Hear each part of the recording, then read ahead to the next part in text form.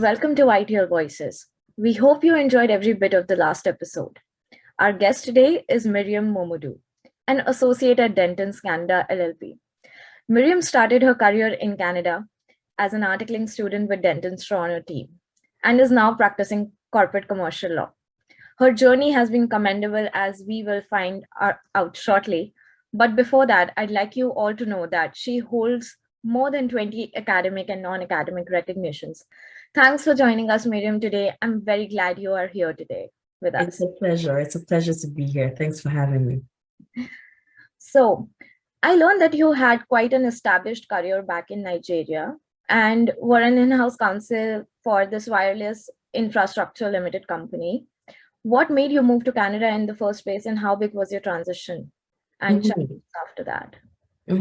Thanks for that. So I moved to Canada, well, for a variety of reasons. I guess one of it is the adventure, which I guess a lot of people who have moved to Canada have also done, like, moving to a new country, to start a new life and just to change things up. But I also moved for school. So as you mentioned, I'm doing a doctorate at the University of Toronto, which has been a very rewarding journey so far. And my research really looks at how the private sector pretty much can facilitate, intra-African trade using private regulatory networks and frameworks. That's what my research is. So that was really the main. I guess I moved to Canada for the academic adventure, and things have just evolved from there. So that was the main motivation. Yeah, it's no disclosure, like you have had like many academic accolades. I was just reading through them and I was like, oh my God, like that's too much. It looks more impressive than it actually is. It doesn't really feel, I was a little intimidated after reading all of that. I was like, okay, am I on the right? Thank you. If I may ask, what aspect of your job do you find the most rewarding right now? So I think one of the attributes of a great lawyer is or someone who would be a great lawyer, and I'm not saying I'm one, just generally probably aspiring to be. Show you are. is really learning and having a passion for learning. What I love the most about my job is that there's always something new to learn.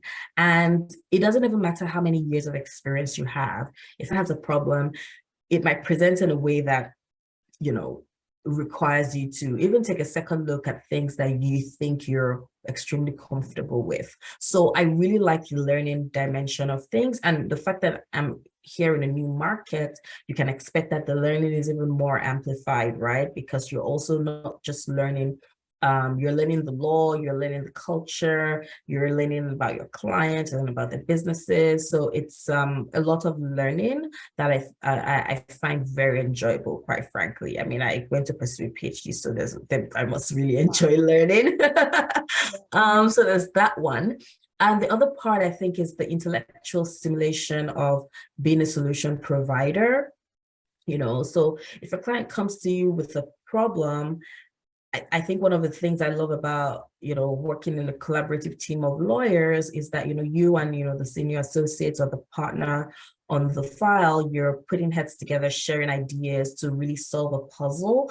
And even when you're drafting like an agreement, to me, I see commercial agreements as a big puzzle that you're trying to fit together in the right place. And I just find it intellectually stimulating. The third thing I quite like, so the learning, the intellectual stimulation. The third thing is the collaborative, working collaboratively with people. I think particularly at Dentons, we have what I would say really fantastic people who, quoting the words of one of our partners, who take their work seriously but don't take themselves too seriously.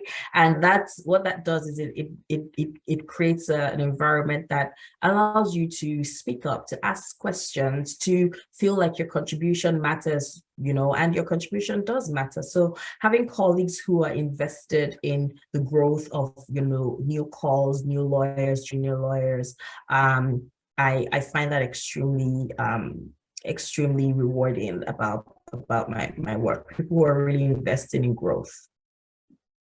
I think that's very important, and I'm glad that you're getting that kind of support system with Absolutely. the law firm itself. Mm-hmm. Let's talk more about the challenges you had to face to navigate the relicensing process here in Canada again. And what would you say were like the roadblocks or the challenges that took a while for you to like Mm-hmm. be in the industry, if there were any? So I think the first thing is, there's, I think every internationally trained lawyer has that mental roadblock of having to first of all decide if they want to go through the licensing process, because it is a process. So you're already licensed somewhere else, maybe you have some experience and you're just like, oh no, I have to start afresh, I have to start from scratch, I have to break into a new market. So I think that mental roadblock was definitely a challenge, and I had to ask myself what I really wanted. And I knew that the type of law I wanted to practice was here in Canada, and the type of firms that I wanted to work with would require me to be licensed. So I was motivated by the end goal, and so the stress of the licensing process didn't bother me. I think another challenge with the licensing process is really just the fact that, you know, it's different from what most people are used to. Like, it's a new system. So, learning how applications are submitted within a certain time of the year, the Viola portal, trying to navigate that, trying to just get in sync with the system that already exists. And the third thing is also finding community. I was really lucky that I had a friend who was going through the licensing process as well, so that was really helpful to just go through it together. Also, organizations like yours, actually, which is why I was really happy to, even though I'm in the midst of a very, very busy day, even though I'm in the midst of that day, I said I had to keep this appointment because I think the work that you do is important to let internationally trained lawyers know that they're worthy, and also to amplify their voices, amplify their stories, inspire others, equip others with soft and hard skills that they can use to break into the market. I do think that there is a huge benefit in diversity in the legal market here in Canada, and having a lot of internationally trained lawyers. It's such an asset, in my opinion, to the firms, and I think the firms are recognizing that. Particularly more so over the past few years. So I think the challenges definitely were, just that mental block of starting afresh, finding community and just getting used to the system. But beyond that, obviously, like the exams, every exam is like, the studying and It's all of that. challenging. But It's yeah, intimidating. but I think that's expected. So those were the challenges for me. I would say also interviewing here, Right. in it's a very different ball game, and learning how to translate your previous experience in a way that it's attractive to potential employers here. Again, not I'm not hyping my firm just because I really do think, Dentons does a really great job of helping. Diversity. Yeah, Yes. sure. Sorry. Yeah, for diversity, they have been very Absolutely. forthcoming, and they have been very helpful. In fact, like the Absolutely. series is also being sponsored by them. So I'm very happy that they're I can see the logo in the background, and that makes yeah. me so glad. Like, I think we really do walk the walk of inclusion and diversity at Dentons. So And much look, more important in like the coming times, like with new perspective of individual lawyers from different countries. I think everybody brings a lot to the table.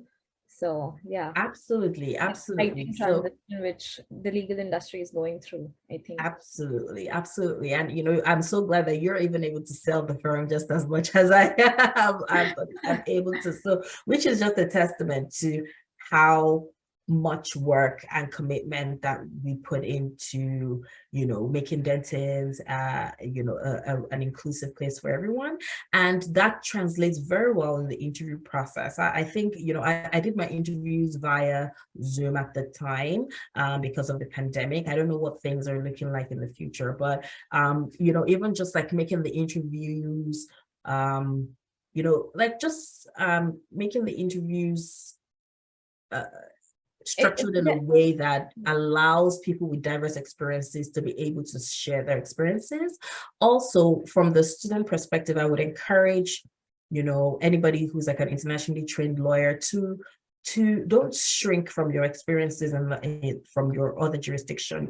A lot of the skills we have are transferable. So if you're dealing with clients in whether you were in India or in Bangladesh or in Nigeria, you're going to be dealing with clients here as well. Those skills are transferable. If you know how to review agreements, you're going to be reviewing agreements here, even though they're different. If you're writing letters, you're going to be writing letters here, even if the context is different. But you need to be able to sell that skill. Like, look, I might be in a different environment, but I still have those skills and they're very transferable. So don't shrink from sharing those experiences just because it's from a different country. And I think that any firm that has, a good approach towards inclusion and diversity will appreciate that.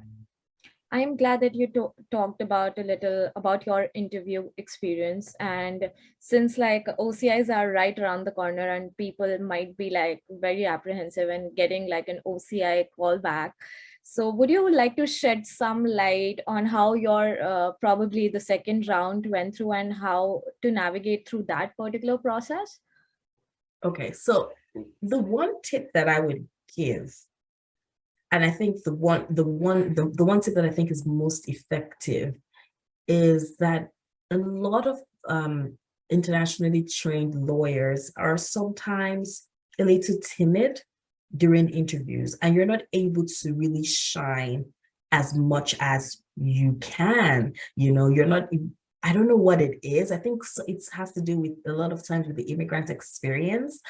So you have to build yourself up to be able to be your own best advocate, right? If you can't convince yourself about your quality and how much of an asset that you are, how difficult is it going to be to convince someone else, right? So I think the first thing is I'm such a huge encourager of people to believe in themselves, work on their skills and just put themselves out there because you never know. So that's the one tip I really have for you.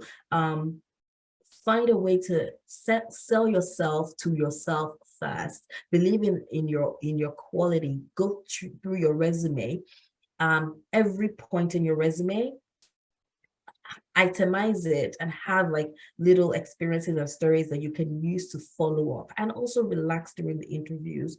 Let your personality shine through. When people are interviewing, you're not only looking at whether the person has technical skills, you're also looking at the person's personality. So if you don't have personality as well, like it's hard to judge you on that. So sell your technical skills, but also like I'm the kind of person, if I'm in an interview, I'm probably going to be smiling. I'm probably going to crack a joke or two. Whether it's funny or not, I really don't know, but I'm probably just going to, and that's just the way I am. I have a very bubbly, more of an extroverted personality, and you don't have to conform yourself to that stereotype if that's not you. If you're more of an introspective, person, then let that show. But I just usually play to my natural tendencies, which is to make the room comfortable. So if I was trying to be somebody else, my interviews wouldn't have gone as smoothly as I guess they did. So those are my tips, and I wish you all the best with the interviews. Thank you. I think that would help our viewers today because like it's right around the corner and everybody is like excited to and I hope everyone like people do get like callbacks, especially internationally trained lawyers. Let's see. Moving on, talking a little about like academic accolades and your thoughts around it. How much emphasis do you give to achieving theoretical knowledge over practical legal experience? Especially while you are looking for an articling position in Canada, how much has it helped you finding an interview probably, and thereafter, like in your professional career. So. Hmm. So I think and I'm going to tie this to what is probably like thinking for, a lot of international the trainers think, should I do a master? Should I do another degree? While trying to qualify or whatever. Again, I'm probably biased because I'm a huge advocate for education. I think if you can pursue another degree here in Canada, you could, because you want to learn, right? Not only because you're looking for like a position. Like, let it be out of a genuine interest in learning. And what that opportunity might afford you is being able to have a network just based on your school, right? However, I don't think it's a prerequisite to get in, a position in a firm that, depending the type of firm that you desire. So there's really no one path, in my opinion. If you think you want to learn from like a very structured academic perspective, I think it's okay to do a further degree, but it's not a prerequisite to get in a position. I know lots of people who didn't, do like a master's or PhD here in Canada, and they're at very good firms. And I know others that have, because they want to experience like Canadian education system. I personally think if you can afford it, if you want to learn, you can do a degree, but it's not a prerequisite, quite frankly. The most important thing is your licensing process. And one of the things I quite love about, the legal practice here is there's so many on-the-job resources to help you become a better lawyer. So even when you get into a law firm, you'll be learning, right? So you don't necessarily need a degree to qualify and get the kind of job that you want if you can afford it. And there are also advantages, like you become an alumnus of like a Canadian institution, you build a network, you can connect with fellow alumni that you meet. That's it also has that advantage, but it's not a deal breaker if you don't have it, right? But I think the most important thing is network with a lot of people who are in the position that you want to get to, and sell yourself, as I've already said. That's a great insight. My actually interesting question: what does it finally like to be a lawyer in Canada? I think it feels good, because it was a lot of hard work Yeah, to get licensed. So much work, but it feels really good. is it still tough? Like much more tough? Would you like compare it like while you were a student here in Canada and then like being in the lawyering shoes, or is it um, like the other way around? Like being a lawyer is much more tough. I think they're just tough in different ways, right? I don't want to say tough. It's just different challenges associated Yeah. with different roles, right? So, but for me, again, maybe I'm just like biased based on the fact that this is what I want to do. Yeah. I'm excited by my day to day. I'm excited, about what might fall on my lap tomorrow. I'm excited about the transaction I might be on tomorrow. I'm excited about how I'm going to solve a problem for my clients tomorrow. So that's, again, bias, but that's how I feel. So I'm not looking at it in terms of the challenges. I'm in fact very excited for the opportunities that, working in a market like Canada affords, and also coupling that with the experience that I have, working in an emerging economy, and what that unique perspective and that network that I bring along with me. So I think the sky is just the beginning for not just even me, but for a lot of the internationally trained lawyers. I see a future, in Canada sooner rather than later, where, as more internationally trained lawyers evolve and grow in their roles, the market the opportunities will spring up just because we're here, and, bringing our diverse experiences as well to bear. So I'm very excited about what that will look like in the future. I'm very excited for your journey and like for the rest of them as well. And do you have any final parting words for our viewers, like who, yeah, for basically the internationally trained lawyers? Um, get a community of people, or even if it's one person. Like, I think I was like super passive with the ITL network, but I followed you. I attended so many events. You know, I was there, even if I wasn't speaking, right? And there are a few other communities like that. Also find one person that you can be accountable to that is probably going through the licensing journey. It's like I remember, you know, interviewing with my friend who was also you know, going through the process. She got a fantastic offer. I got a fantastic offer, you know. Great. And that's that I think is a secret sauce. Like, don't isolate yourself. There might be just information, very random information that might change the game for you. So don't isolate yourself, believe in yourself. I know as a new immigrant, and this is something that I could talk about for a long time. Everything is so new, and when things are new, there are two types of people. There are people who believe they know everything, and so they just keep talking, and they're usually wrong. And there are people who are like, oh my God, I don't know anything, even though they know more than, you know, they're giving themselves credit for. So I think what we're trying to do is to find yourself in that nice middle ground where you know that there's a lot to learn, but you're still very confident in what you have. You're not discarding what you already have. And I just, you know, I hope and I pray that, you know, you as an internationally trained lawyer, you find the confidence to believe that you have something to offer. You convince yourself that you have something to offer, then go out there and convince others. I think the entire market, you know, whether you're a litigator, whether you're a, you know, corporate lawyer, you know, an immigration lawyer, human rights lawyer, the market is waiting for you. So it's up to you to, you know, make sure that you show up. I am very happy that we are ending this conversation on a note of like that you need to be a little more level-headed and like bring yourself to a balance where you understand that you have to talk at the same time, like be confident, but also let others speak and learn from others' experiences as well. Absolutely. Thank you so much, Miriam. Like it was a pleasure talking to you today. So I have learned a great deal out of this conversation, and I think our viewers will too. Thank you so much again for your time. Not a problem. Thank you for having me, and well done with all the work that you're doing at the ITL network. Thank you so much.